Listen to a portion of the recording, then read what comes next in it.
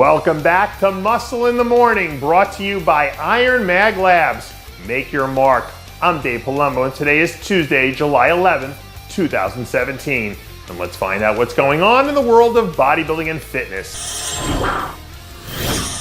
For some people, life is all about destination, and for others, it's all about the journey. And I get the feeling that Candace Cunley is someone who falls into the latter category.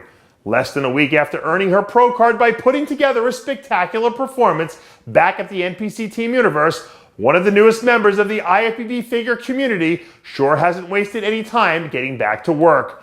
Recently, Cunley released a handful of new progress photos showing off a few of those assets that earned her a ticket to the biggest show in town.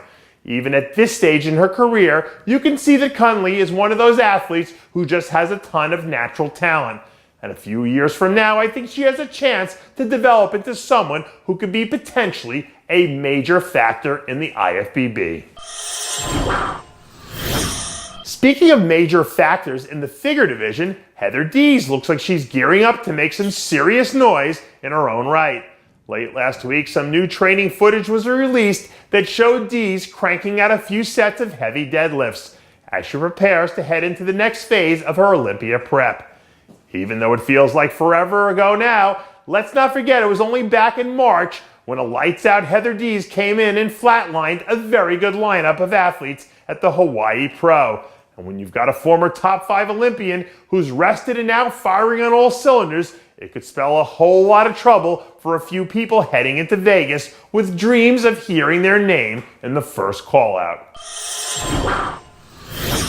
I don't know if the old shows are won and lost from the back thing still holds up in men's physique, but if I were everyone else in the lineup, I would be hoping and praying that it wasn't, because I don't know if there's anyone in the division who can hang with emerging superstar Jeremy Potvin right now. Recently, some new photos and video have begun to filter out of the Potvin camp that show last year's third-place Olympia finisher looking as dangerous as ever. Despite maybe missing his mark a little bit at the Arnold Classic, there shouldn't be any debate whatsoever about how good this guy can be when he's on and he's healthy. And now that he's had the better part of the last 4 months to get himself back in order, I'll be curious to see if he can climb the ladder and really push Jeremy Buendia for the title. Some people retire and then spend the next 2 weeks celebrating around the house in their bathrobe and slippers, doing a whole lot of nothing. And then I guess there are others who celebrate the retirement by smashing their legs into oblivion. Late last week, new training footage surfaced of a recently retired Tricky Jackson, who seems to be enjoying the early stages of his senior tour at the moment.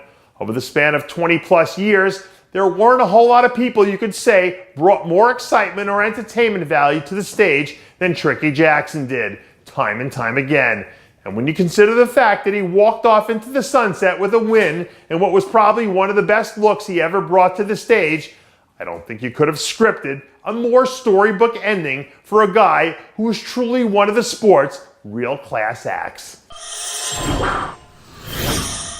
I'm a firm believer in the fact that friends shouldn't let friends skip leg day. So, apparently Cody Montgomery must be heeding my advice and keeping very good company these days. Recently, the CEO of Team Montgomery dropped a clip from one of his latest leg training sessions, where we see a pretty thick and nasty looking version of the former USA champ getting in some solid improvement season action. Throughout the entirety of his young career, Montgomery's always seemed to operate with a real sense of intelligence, and taking the entire year off to work his butt off and make improvements is really just further evidence to that effect. And I think whenever or wherever he ultimately ends up competing next, we're all going to see firsthand that all of this was probably well worth the wait.